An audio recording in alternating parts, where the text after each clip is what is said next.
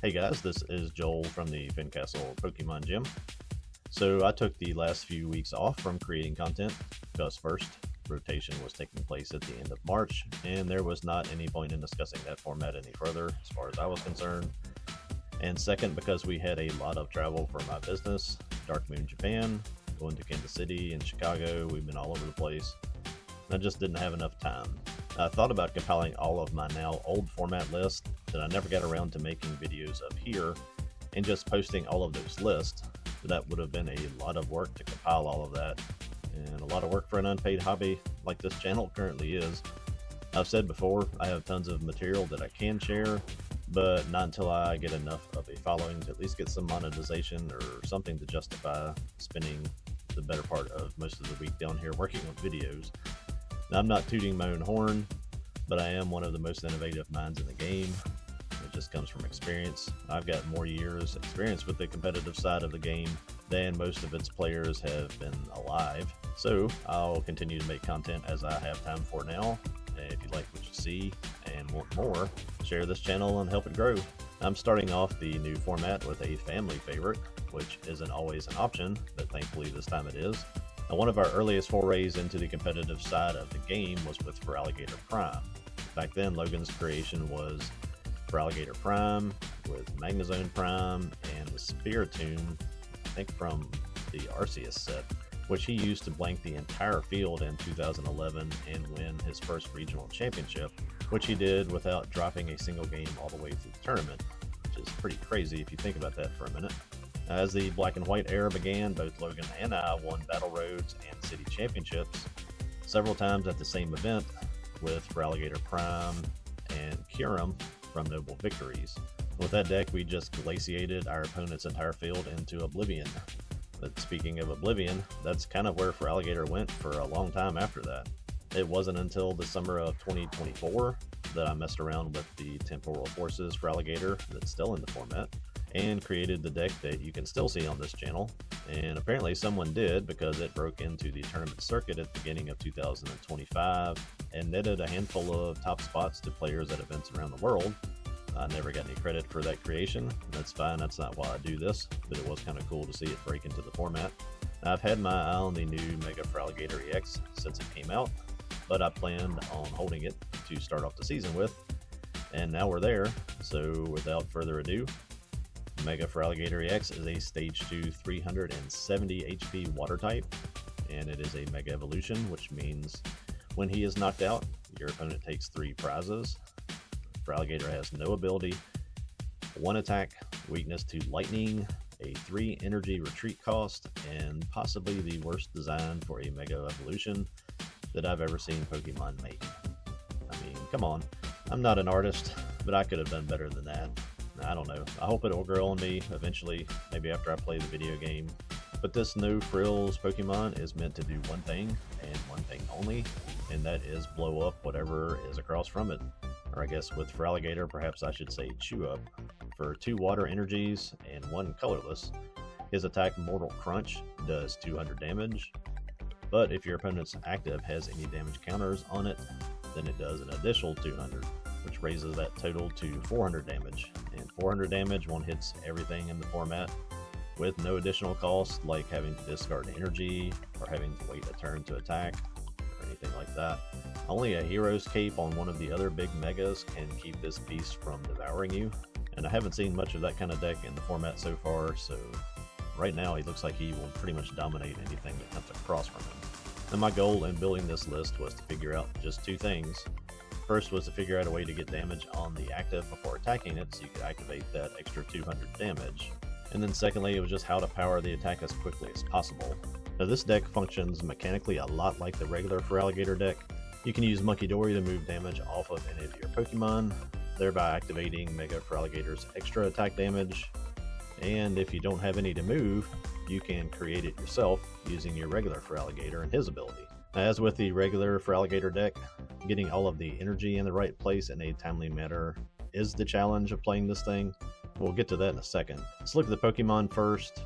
I run a straight line, just a 3-3-3 of Mega Feraligatr with one of the baby Feraligatrs on the side, so we've got that ability. And he also can be a good backup attacker if you need it. I like having all 3 evolutions there because there are times where you'll need to use the attacks of the previous evolutions with Relicanth's ability. You can see I run 3 Monkey Dory. You generally only need to get 2 in play. You can get by with 1, but having 2 in and reducing the damage on your already massive 370 HP Gator by 60 every turn is kind of ridiculous. There's a scenario where you can get a 3rd one and do it by 90. You win that game, doesn't matter what you're playing against. Rounding out the Pokemon, there is a single Meowth EX and a Feraligatr EX to draw with. The Meowth can just help you search that supporter on the turn that you need it. And that's it on the Pokemon. The item line is loaded with ways to get everyone out, with the copies of Pokepad, Poffin, Ultra Ball, and Mega Signal. You can always tweak those counts if you find you need more of one over the other. It's just a balance of what I'm using at the moment. There are 3 rare candies to hopefully get you that 2nd turn Feraligatr. I still had room to fit 3 Pokegear in here. This deck thins out pretty quickly, so those gears, if you don't burn them early, are very strong in the mid game, especially in the late game. If you're trying to get a boss or a Crispin, you're almost always going to hit something if you just hold on to those things and use them late. And on to the what you need category. Hilda is great to get that 2nd turn Gator if you already have a candy in your hand. And to get like the Neo Upper Energy, it's also good to seek out those Dark Energies for your Monkey Dory to let you get to Spell Energy and any evolution. Crispin can help you power up your Mega or your regular Gator in 1 turn, and you can even use it on turns to get a Dark Energy attached to Monkey Dory, still attached for your turn from your hand. I included a Rose's Encouragement in here because it seems like a great way to recover and charge a new Mega Feraligatr in a close game, especially if it's close late or if you're behind. Morty's is there because situationally he can help you draw without throwing away a bunch of cards, which is why at the moment I don't run Carmine. Although I've been tempted to try her in here, I've typically been going first. Carmine would make those opening turns way more powerful, but also risks the chance that you might be throwing away stuff that you really need to hold on to until your 2nd turn, especially something like Neo Upper Energy. But that's pretty much it for the list. As always, I think it kind of is easier to just see it in action, so let's go ahead and get to some games. This first game is against Mega Zygarde EX, which is a deck I really kind of like. The Barbaracle, however you say that, with the Stone Arms ability is kind of cool. I like that energy acceleration. I'm not sure that Mega Zygarde is the best place for that to be paired, but anyway, they went first. You see, I'm going 2nd. I'm playing a Crispin. Get a Water Energy on a Totodile, and I'll go ahead and get Dark Energy on Monkey Dory. Then I'm just going to pass there. They get energies too on the Mega Zygarde, but not enough for him to come up and attack, so they attack with the Zoroark they attached to on the 1st turn. I'm going to just take my time getting this ready, since I've got some damage to work with. I'm going to get a 2nd Monkey Dory down. Get energy there, and then I'm going to Lily. Got rare candy. I'm going to rare candy to one of these Totodiles and keep that Croconaw ready to evolve on the next turn, and then I'm just going to move some damage. If they have boss or anything, they're going to have to choose whether to come after the Mega Feraligatr or the Totodile. I'm not guessing they're probably exactly sure where to go with that, so we'll be able to use 2 the Monkey Dory's Adrena Brain abilities and move 60 of that back over and get damage on their Zygarde. They do get him powered up. Get a 2nd one down. You use Gaia Wave to knock out my Dory. We got Hilda, so I'll use Hilda to get Mega Feraligatr EX in my Neo Upper Energy. I've already got damage on the Mega Zygarde from last turn, so I can just go ahead and Mortal Crunch and hit him for 370. I think those energies reduced damage, I believe. And back on their turn, they got a nifty move. They got 2 energies on their new Zygarde. They still had 1 on the Zoroark, so they were retreat and then scramble switch to charge up Gaia Wave again.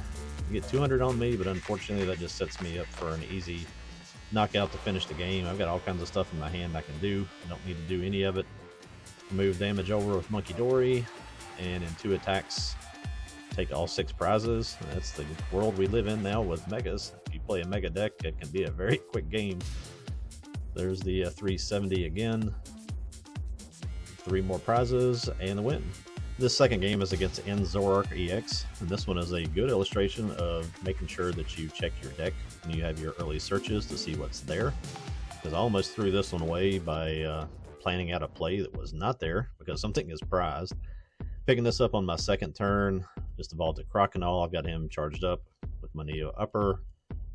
Relicanth stuck active. I think I need to get like an air balloon in this deck. That's the biggest weakness I'm seeing right now is sometimes I end up with something active I can't switch out of.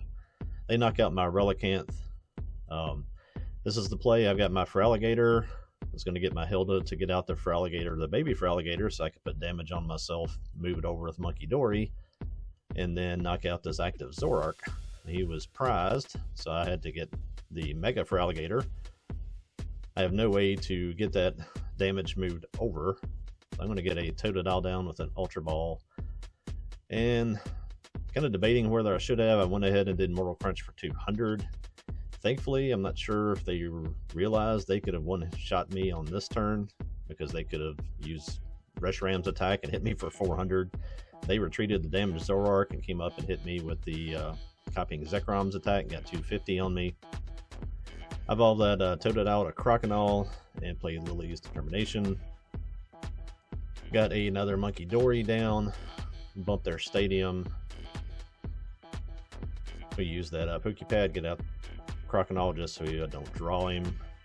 And now I can actually move damage over to get this Zoroark, but I'm going to lose the Feraligatr on my next turn for sure. So I'll take 2 here and momentarily take the lead. And off those prizes, I do get my baby Feraligatr, which is probably game saving the way this game started out, the way that it's progressing. They hovered here while they were choosing their attacks. I think this might be where they realized they can actually do 400 when they have 200 damage on them. It took them a while to choose that attack.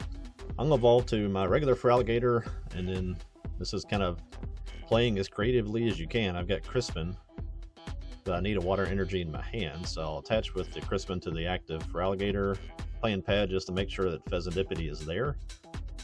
I'm going to Ultra Ball to get him, and I'm going to have to draw it off Pheasantipity or this game is done. So use Pheasantipity's ability, flip the script, draw 3, and I do get that water. So I attach to Feraligatr. I use his Torrential Heart to put 5 damage counters and boost his attack damage by 120. Then I'm going to go ahead and use Monkey Dory's Drainer Brain, move 30 of that over to the Zora on the bench, which also could have knocked out if I had another energy in play on Monkey Dory. But I've got that Zoroark or potential Zoroark set up for a knockout next turn, and I use Feraligatr's attack to finish off the active Zoroark, take 2. They come up and they copy the Reshram attack, do 170, knock out my Feraligatr, I guess thinking that there's nothing that I can do this turn because I have no energies on my Mega Feraligatr. And again, this is kind of grasping at straws in a late night game.